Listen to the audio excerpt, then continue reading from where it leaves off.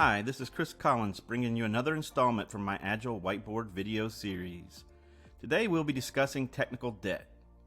Ward Cunningham, who first coined the term technical debt, described the concept all the way back in 1992. In this video, we'll be examining some of the causes of technical debt and its effects on a project. Technical debt works similarly to financial debt. As we incur more financial debt over time, more and more of our money is going to pay down the interest on the debt, and we're not able to make as many new purchases. As the interest on technical debt builds, it makes it harder and harder for the team to provide new capabilities and value to the end user. It may be okay for a team to accrue a little debt for the sake of speed, as long as they pay it off quickly. The problem occurs when teams keep accruing debt without repaying it.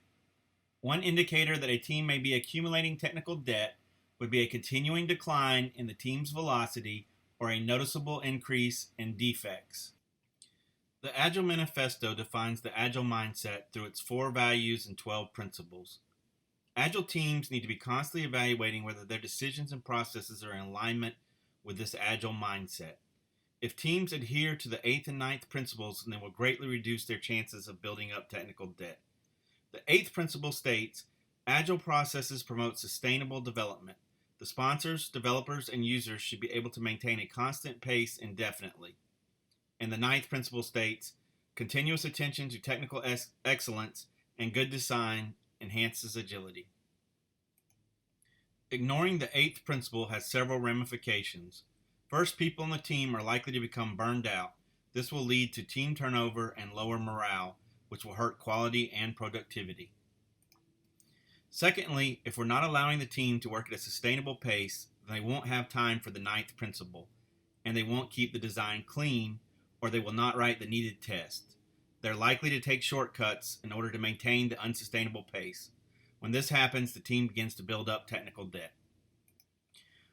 One of the main strengths of Agile development is the short feedback loops, where stakeholders can see working capabilities grow with each iteration. This strength can lead to a common anti-pattern where the team pushes the boundaries of what it can accomplish to show more features, and it exceeds its capacity. This happened on one of the projects where I was the Scrum Master. We were given regular demos where we were gaining visibility with each demo. As the stakes got higher, the team got pushed to add more capabilities than they could complete within an iteration, especially in the lead up to demonstrating the software for one of the Army generals. As the Scrum Master, I should have pushed back on this behavior, but I'd gotten caught up in the desire to show more features to the growing audiences. I was encouraging the team to work at an unsustainable pace. Our code quality and maintainability suffered. The end result was that we accrued a lot of technical debt that we eventually had to pay down at the expense of the user getting new capabilities. So it's important for Agile teams to keep technical debt paid down. By following Principle 8 and working at a sustainable pace, the team will have time for Principle 9, which focuses on keeping the design clean and the code maintainable.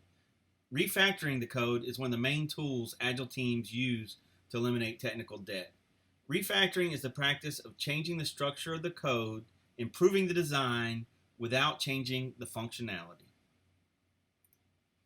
In extreme programming, we made refactoring part of the normal process. Before adding a new feature, we would look to see if there was a refactoring that we could make that would make it easier to add the feature, and if so, we would do that refactoring first. After adding a feature, we would then look at the code to see if there was a refactoring that would improve the design of the system and make it easier to add a new feature in the future. If there was, then we would do it then. This allows the team to keep the design clean and maintainable as they go, instead of having to plan special iterations or technical user stories to keep technical debt manageable. You can either pay now by allowing the development team to work at a sustainable pace where they have time to refactor the code as needed during each iteration, or you will pay more later as technical debt builds up and velocity and quality begin to go down.